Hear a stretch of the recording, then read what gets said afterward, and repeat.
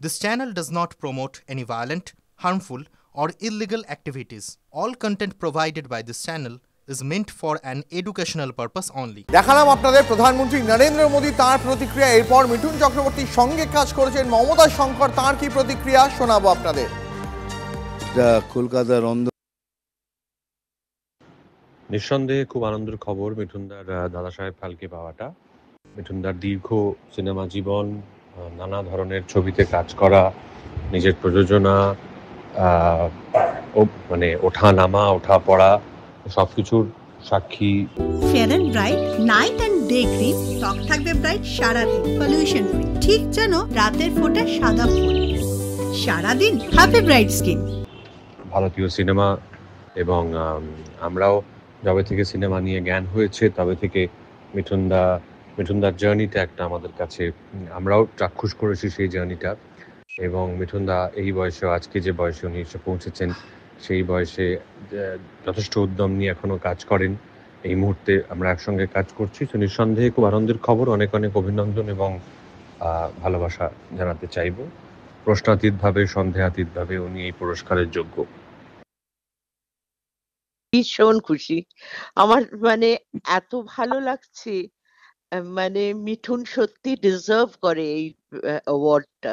মনে হচ্ছিল যে বাবা মিঠুন কি করে এই ঘিনুয়ার রোল করবে, মানে একদম মানাবে না, মৃণালদা কেন ওকে নিলেন এরকম মনে হচ্ছিল। কারণ 32 ইঞ্চি বেলবটস পরা আর লাল গেঞ্জি, তার উপর জ্যাকেট, এরকম মিঠুনকে দেখেছি। ঘিনুয়ার সঙ্গে কিছুতেই মেলাতে পারছিলাম না। কিন্তু যখন ও মানে ওকে নিয়ে গিয়ে, ওকে আমরা সব বাইরে ছিলাম, ওকে ভেতরে ওকে সমস্ত তৈরি করা হলো, ও চুল কেটে দেওয়া হলো, ঘাড় অব্দি লম্বা লম্বা চুল ছিল, সেই চুল কেটে দেওয়া হলো এবং পুরো ওই ছোট ধুতি আর একটা গায়ে চাদর একটা মানে দিয়ে, আর একটা হাতে লাঠি নিয়ে ও যখন ঘর থেকে বেরোলো, তখন মনে হলো মানে ঘিনুয়া এছাড়া আর কেউ হতে পারে না।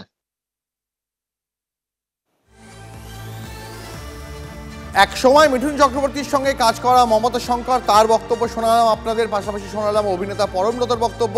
তবে অনেক রকম তিনি অভিনন্দন পাচ্ছেন এই মুহূর্তে রাজনৈতিক জগতে। তার যারা সমর্থক এবং যারা তার প্রতিদ্বন্দ্বী, তারাও মিঠুন চক্রবর্তীকে আজকে শুভেচ্ছা জানিয়েছেন, কিন্তু তার মধ্যে খানিক খোঁচাও রয়েছেন।